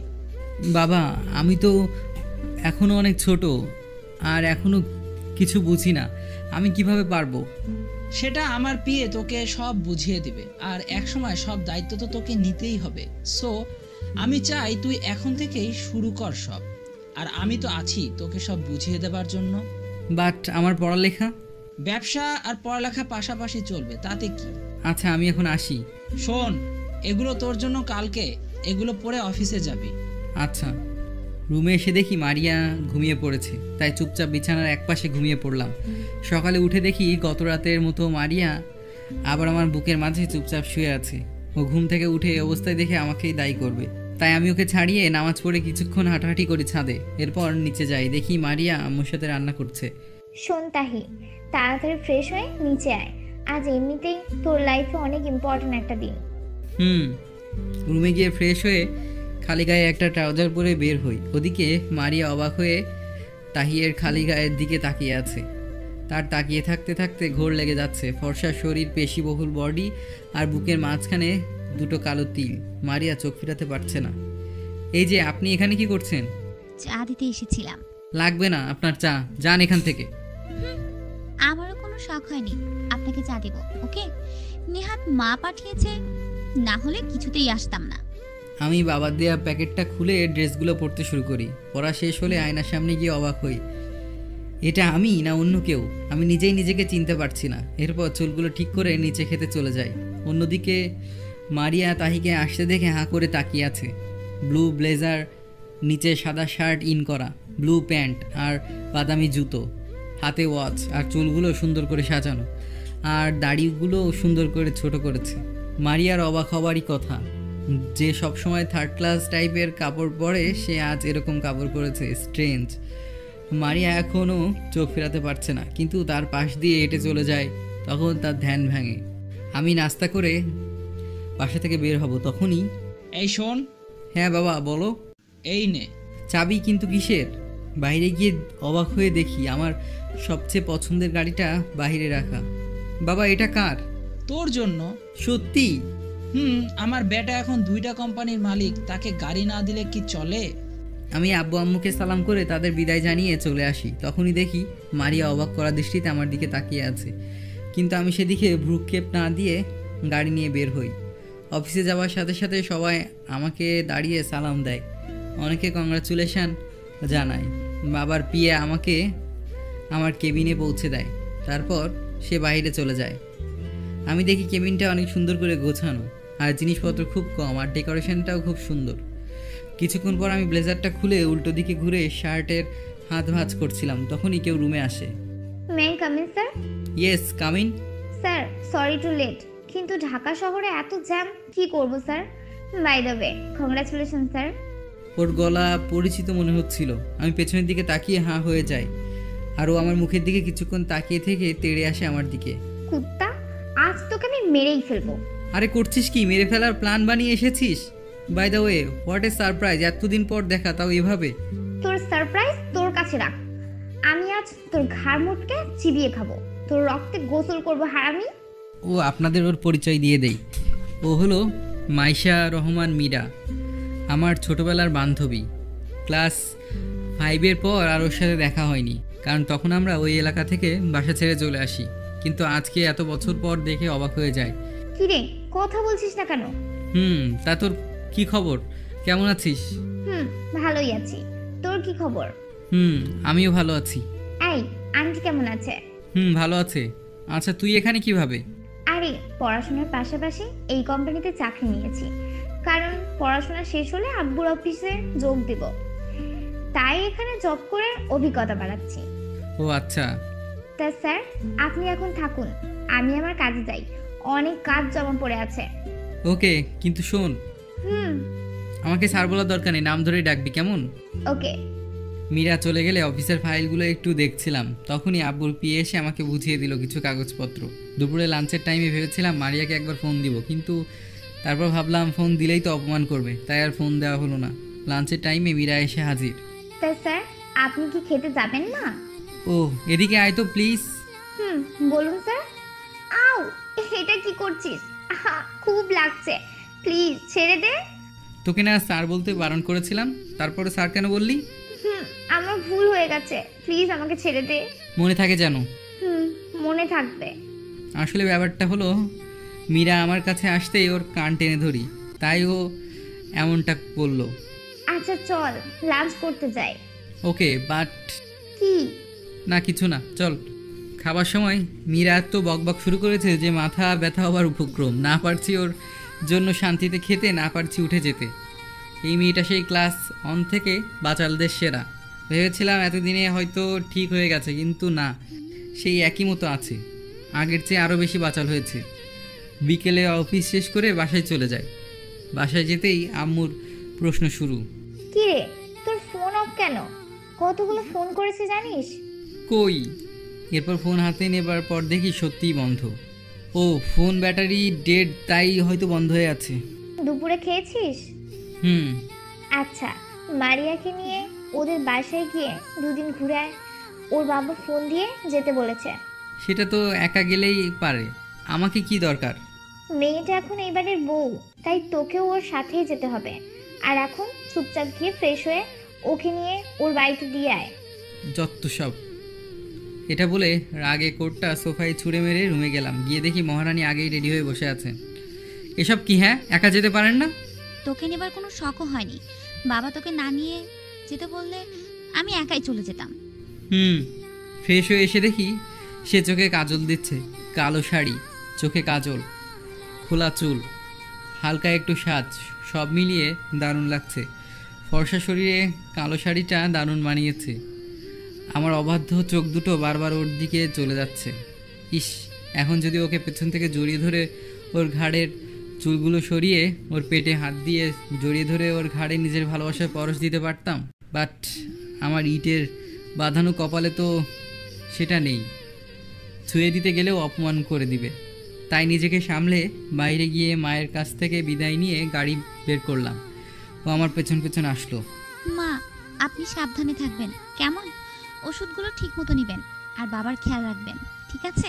আমি আসি, আর ফোনে কথা হবে কিন্তু। আম্মু যা, আবার তাড়াতাড়ি ফিরে আসবি কেমন? বেয়াইকে আমার সালাম জানাবি। আচ্ছা আম্মু, আসি। মারিয়ার অ্যাক্টিং দেখে মনে হচ্ছে কি ভদ্র বউ, স্বামীকে কতই না ভালোবাসে, কিন্তু ভেতরে ভেতরে আস্ত শাকচুন্নি একটা। আম্মুকে বিদায় দিয়ে গাড়িতে এসে সামনের সিটেই বসে পড়ে। আমি গাড়ি স্টার্ট দিয়ে ড্রাইভ করতে শুরু করি। হঠাৎ রাস্তায় একটা গর্তে গাড়ি পড়ে যেতে যেতে বেঁচে যায়। আর মারিয়াও জানালার গ্লাসের সাথে ধাক্কা খাওয়ার আগে ওকে ধরে ফেলি। তুমি ঠিক আছো তো? এই, তুই আবার আমাকে টাচ করলি? কোন সাহসে? কে অধিকার দিয়েছে তোকে? আগের চলেও তোর শিক্ষা হয়নি, তাই না? ফালতু কোথাকার। সরি, আমার ভুল হয়েছে। রাগে আগুন হয়ে বাইরে তাকিয়ে আছে। কিছুক্ষণের মধ্যেই ওর বাবার বাড়িতে চলে আসি। ওর বাবার বাড়ির সামনে এসে গাড়ি থেকে নামার সাথে সাথে ও এসে আমার হাত ধরে টানতে টানতে ভিতরে নিয়ে চলে যায়। বাবা, তুমি কেমন আছো? হ্যাঁ মা, তুই এসে গেছিস? আমি তো এক্ষুনি ফোন দিতে চেয়েছিলাম। যাক, ভালোই করেছিস। আসসালামু আলাইকুম আঙ্কেল। ওয়ালাইকুম আসসালাম। বাবা, তুমি কেমন আছো? আলহামদুলিল্লাহ ভালো। আপনি? ভালো। তা আমি তোমার উপর খুব রেগে আছি। আমার উপর? কিন্তু কেন? তুমি আমাকে আঙ্কেল কেন বলছো বাবা? বলো, এখন তুমি আমার ছেলের মতো। ও আচ্ছা, এখন থেকে বলবো। আবার? ও সরি বাবা। আচ্ছা বাবা, তোমাদের সব ঝামেলা ঠিক হয়ে গেছে তো? বাবা, সব ঠিক হয়ে গেছে। এই দেখো না, আমার হাত ছাড়তেই চাইছে না। আমি ওর দিকে অবাক দৃষ্টিতে তাকাই, আর ও আমার দিকে রাগি চোখে তাকালে আমি চোখ নিচু করে ফেলি। মা, ওকে নিয়ে রুমে যা, ফ্রেশ হ, পরে কথা হবে। আচ্ছা বাবা। মারিয়া রুমে এসে আমার হাতটা ছেড়ে দিয়ে ধাক্কা দিয়ে আমাকে দূরে সরিয়ে দেয়। উল্টাপাল্টা কিছু একদম ভাববি না। আমাদের সম্পর্কের আসল সত্যি কথা জানলে বাবা খুব কষ্ট পেত, তাই এমনটা করলাম। আচ্ছা, আমাকে এভাবে অপমান করে সবার সামনে এত অভিনয় করে কি পাচ্ছেন বলুন তো? এতে আমি খুব শান্তি পাচ্ছি। বিশেষ করে তোর কষ্টগুলো আমাকে খুব আনন্দ দিচ্ছে। এটা হলো আমার গায়ে হাত তোলার ফল। এটা তো জাস্ট ট্রেলার, আসল মুভি তো এখনো বাকি। ভালো। কিছুক্ষণ পর রাতের খাবার শেষে আঙ্কেলের সাথে অনেকক্ষণ কথা বলে রুমে এলাম। রুমে এসে বিছানায় শুতে যাব, তখনই মারিয়া উঠে আমার দিকে একটা বালিশ আর একটা কাঁথা ছুঁড়ে দিল। এগুলো কি? ন্যাকা, কিচ্ছু বোঝে না। শোন, চুপচাপ ফ্লোরে শুয়ে পড়, না হয় সোফায় গিয়ে শুয়ে পড়। কিন্তু কেন? বাসায় তো একই বিছানায় ঘুমিয়েছি, তাই না?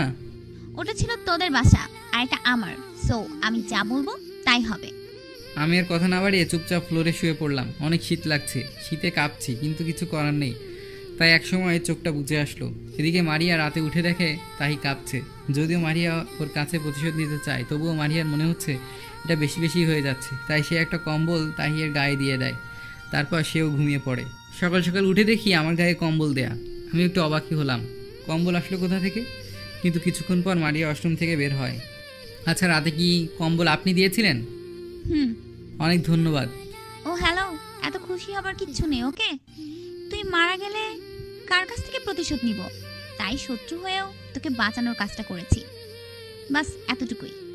ও, মারিয়া রুমের বাইরে গেল আর আমিও ফ্রেশ হয়ে অফিসের উদ্দেশ্যে চললাম, মারিয়াকে না জানিয়ে। আর নাস্তাও করিনি, ওর বাবাকে বলে শুধু চলে এসেছি। অফিসে এসে দেখি মীরা আমার কেবিনের বাইরে বসে আছে। কিরে, এখানে কেন বসে আছিস? তোরই অপেক্ষায় ছিলাম। তুই নাকি বিয়ে করেছিস, এটা কি সত্যি? আমাকে কালকে তো বললি না। আগে বল, তুই কিভাবে জেনেছিস? তোকে নাম পেয়ে তোদের ল্যান্ডলাইনে ফোন দিয়েছিলাম, আর আন্টির সাথে অনেক কথা হয়েছে, সে জানিয়েছে। ও আচ্ছা, তোর বউয়ের কথা কিছু বল। ঝগড়া ছাড়া আর কিছু জানে না। কি? কেন? ওকে সব খুলে বলি। কি, ও সত্যি তোর সাথে এমন করতেছে? আচ্ছা শোন, আমার মাথায় একটা প্ল্যান আছে, সে অনুযায়ী কাজ করবি, সব ঠিক হয়ে যাবে। কি প্ল্যান? মীরা আমাকে বলতে শুরু করলো। তুই শিওর যে এটা কাজে দিবে? আরে বস, এটা টেস্টেড, বুঝলি? ও আচ্ছা, দেখি কি হয়। বিকালে মারিয়া আমাকে ফোন করে ওর বাবার বাসা থেকে ও নিয়ে আসতে বলে, কিন্তু আমি বারণ করে দেই। রাতে বাসায় গিয়ে দেখি মারিয়া নিজেই চলে এসেছে। আমি কিছু না বলে রুমে চলে যাই। মারিয়াও আমার পিছনে রুমে চলে আসে, তারপর ঠাস করে দরজা লাগিয়ে দেয়। মারিয়া এমনভাবে আমার দিকে তাকিয়ে আছে যেন আস্ত গিলে খাবে। ও আমার দিকে বাঘিনীর মতো একটা লুক নিয়ে তেড়ে আসতে থাকে। বিকেলে মারিয়া আমাকে ফোন করে ওকে ওর বাসা থেকে নিয়ে আসতে বলে, কিন্তু আমি বারণ করে দেই। রাতে বাসায় গিয়ে দেখি মারিয়া নিজেই চলে এসেছে। আমি কিছু না বলে রুমে চলে যাই। মারিয়া আমার পেছনে রুমে আসে, তারপর ঠাস করে দরজা লাগিয়ে দেয়। মারিয়া এমনভাবে আমার দিকে তাকিয়ে আছে যেন আস্ত গিলে খাবে। ও আমার দিকে বাঘিনীর মতো একটা লুক নিয়ে তেড়ে আসতে থাকে। তোর অনেক সাহস বেড়ে গেছে, তাই না? আমি বলেছি অফিস থেকে সোজা বাসায় গিয়ে নিয়ে আসতে, তারপর আনলি না। আমি একটা ধাক্কা দিয়ে ওকে সরিয়ে দেই। ও হ্যালো, আমি আপনার বাবার চাকর নই যে যখন যা ইচ্ছা তাই করবেন, ওকে? এটা বলেই ওর দিকে রাগি লুকে তাকিয়ে থাকি। মারিয়া আমার কথা শুনে অবাক হয়ে তাকিয়ে থাকে। এদিকে আমি কথা না বাড়িয়ে ফ্রেশ হতে চলে যাই। ফ্রেশ হয়ে এসে দেখি মারিয়া রুমে নেই। আমিও খাবার জন্য নিচে চলে যাই। গিয়ে দেখি আম্মু একটা রাগি লুক নিয়ে তাকিয়ে আছে। এই, তুই ওকে কি বলেছিস? মেয়েটাকে না কাঁদিয়ে কি তোর শান্তি হয় না? আমি আকাশ থেকে পড়লাম।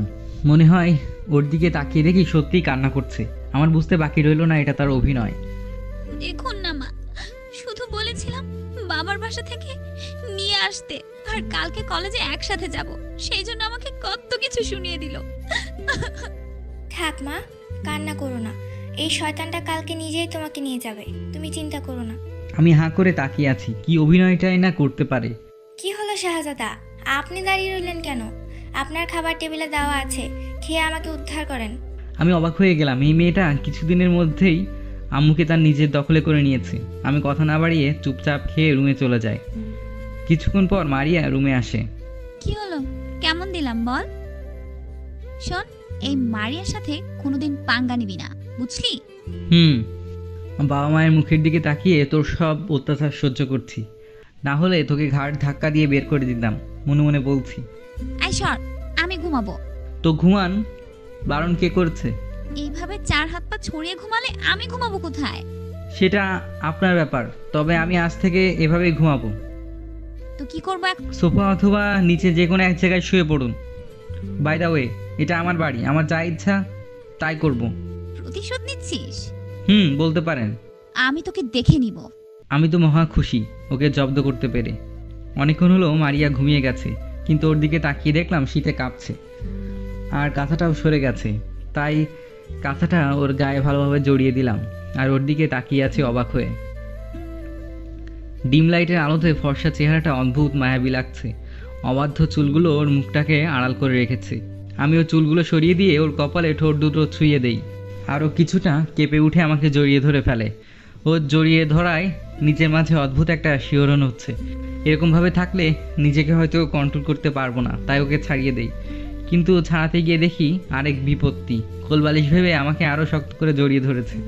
ওর ওড়নাটাও জায়গা থেকে সরে গেছে। ও নিজেকে আমার সাথে মিশিয়ে ফেলতে চাইছে।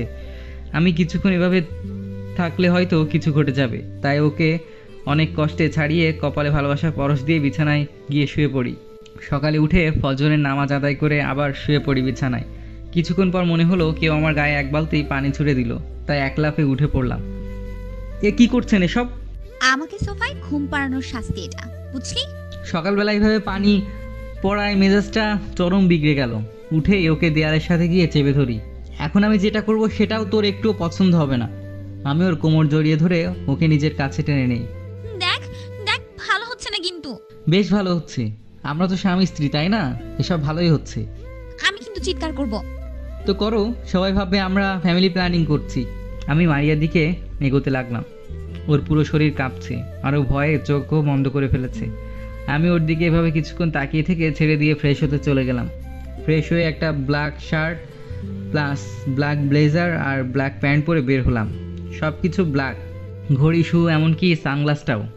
রুমের বাইরে এসে দেখি মারিয়া হাঁ করে আমার দিকে তাকিয়ে আছে। হ্যালো ম্যাম, কি দেখছেন? না কিছু না, আস্ত কালো ভূত ভূত লাগছে, তাই দেখছিলাম। পেতনি একটা, এটা বলে রুম থেকে বের হয়ে যায়। আর যাওয়ার সময় দেখি মারিয়া আর আগে একটা লুক নিয়ে তাকিয়ে আছে। নিচে গিয়ে টেবিলে বসা মাত্র বাবা বলে উঠল, আরে বাবা, আমি তাহি, তোমার ছেলে। কি বলো এসব?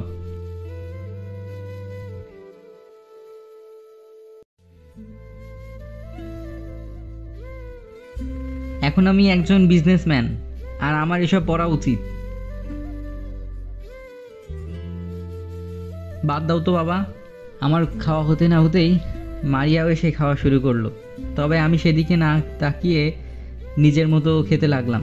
খাওয়া শেষ হলে গাড়ি নিয়ে বের হলাম আর মারিয়াও উঠে সামনে এসে বসে পড়লো। গাড়ি স্টার্ট দিয়ে কলেজে এসে পড়লাম আর মারিয়া গাড়ি দিয়ে নেমে গেল। যখন আমি গাড়ি থেকে নামলাম সবাই হাঁ করে আমার দিকে তাকিয়ে আছে। অবাক হবারই কথা, সবার ভাষায় থার্ড ক্লাস বোকা ছেলেটা আজ এমন লুক নিয়ে এসেছে, তাই সবার অবাক হবারই কথা। আমি দেখলাম অয়ন আমার পাশ দিয়ে যাচ্ছিল। আমি ওকে দেখে ডাক দিলাম, ভাই আমাকে ডাকছেন? এই, তুই আমাকে চিনতে পারছিস না? না তো। আমি সানগ্লাসটা খুলে ওর দিকে তাকানোর সাথে সাথে ও চমকে উঠলো। তাহি তুই? ভাই, এ আমি কাকে দেখছি? যার চুল ছিল বিশাল বিশাল, এখন সে চুল সুন্দর করে কাটা। যার জামা কাপড় ছিল ঢিলে ঢালা, সে এখন কোট প্যান্ট। আমি কেন? যে কেউ দেখলেই তোকে চিনতে পারবে না। বাদ দে এসব কথা, কেমন আছিস বল? ভালো আছি। তার আগে বল, হাওয়া হয়ে কোথায় গিয়েছিলি? আমি ওকে সব ঘটনা খুলে বলি। এত কিছু ঘটে গেছে এই কদিনে। তো এখন কি করবি? সেটা সময়ের অপেক্ষা। ক্লাসে চল। ওকে চল। ক্লাসে তাহি এসে পড়লে মারিয়ার বান্ধবী মারিয়ার পাশে এসে বলা শুরু করে, ছেলেটা কে? নিউ এসেছে নাকি? দেখতে তো পুরাই জোশ। কেন, তুই ওকে চিনতে পারছিস না? এটা তো তাহি। কি? তাহি? হুম। ও কি করে এমন লুক নিল? আমি তো ক্রাশ খেয়ে যাচ্ছি। মারিয়া হাঁ করে ওর বান্ধবীর মুখের দিকে তাকিয়ে আছে। যে তাহির সাথে কেউ কথা বলতো না, রাতারাতি সে হিরো হয়ে গেল। এমনকি মারিয়ার সব বান্ধবী একে একে তাহির সাথে কথা বলতে চলে গেল। এদিকে মারিয়া যে এতদিন পর কলেজে এলো সেদিকে কারো খেয়ালই নেই। মারিয়া বেশ রাগ হতে লাগলো। এদিকে উনিও কি সুন্দর করে হেসে হেসে মেয়েদের সাথে কথা বলছেন। মারিয়ার কেন রাগ হতে শুরু করলো সে নিজেও জানে না। মারিয়া কোনো মতে ক্লাসগুলো করে গাড়িতে গিয়ে বসলো। তার ভীষণ রাগ হচ্ছে। অন্য সবাই হলে ঠিক আছে, কিন্তু তার নিজের বান্ধবীরাও তাকে কেন ছেড়ে গেল তার মেজাজটা এটা ভেবে আরও বিগড়ে যাচ্ছে। তাহি এসে গাড়িতে বসে গাড়ি স্টার্ট দেয়। এমনকি মেয়েগুলা ওর পেছন পেছন গাড়ি পর্যন্ত চলে এলো। ওকে বাই গার্লস, আবার দেখা হবে। ওকে, তাড়াতাড়ি এসো। তাহি প্লিজ, তোমার নাম্বারটা দিয়ে যাও না। নাও। তাহি মারিয়াকে দেখানোর জন্য ওর নাম্বারটা হাবিবাকে দিয়ে দিল। এদিকে হাবিবা দেখতে পাচ্ছে না, গাড়ির মাঝে বসে কেউ তার দিকে তাকিয়ে যে রাগে ফুঁসছে। তাই সবাইকে বিদায় জানিয়ে গাড়ি স্টার্ট দিল আর ড্রাইভ করতে শুরু করলো। এ কি, এদিকে কোথায় যাচ্ছি? বাসা তো অন্যদিকে। আমার কিছু কাজ আছে, যাওয়ার হলে চলুন, না হলে নেমে যান। মারিয়া রেগে চুপচাপ বসে পড়ে। তাহি একটা শপিং মলের সামনে দাঁড়ায়। গাড়ি থেকে নেমে শপিং মলের ভেতরে আসতেই কেউ তাহির সামনে এসে দাঁড়ায়। এই যে সাহেব, এতক্ষণে আসার সময় হলো? সরি, একটু লেট হয়ে গেছে। ওকে চলো, এটা বলেই তাহি ওর এক হাত ধরে টেনে নিয়ে যেতে লাগলো। মারিয়া অবাক না হয়ে পারল না, কেউ ওর দিকে ভ্রুক্ষেপও দিল না। বিশেষ করে তাহি কিভাবে ওর কথা ভুলে গেল এটা ভেবেই ওর খুব রাগ হচ্ছে, সারা শরীর জ্বলছে। বিশেষ করে মেয়েটাকে দেখে মারিয়ার মনে হচ্ছে মেয়েটার ওর থেকেও সুন্দর। শাড়ি পরে এসেছে কালো একটা, খোলা চুল। ওকে দেখে মারিয়ার খুব হিংসা হচ্ছে, কেন যে নিজেও জানে না। মারিয়াও ওদের খুঁজতে খুঁজতে পেয়ে গেল। মীরা তাহির হাতে কতগুলো প্যাকেট ধরিয়ে দিল। এতে কি আছে? তোর জন্য কিছু টি শার্ট আর প্যান্ট, তোকে দারুণ মানাবে। অনেক খুঁজে তোর জন্য বের করেছি। মারিয়া এসব কথা শুনে হাঁ হয়ে গেল। মেয়েটা তাহিরের এত কাছে আসছে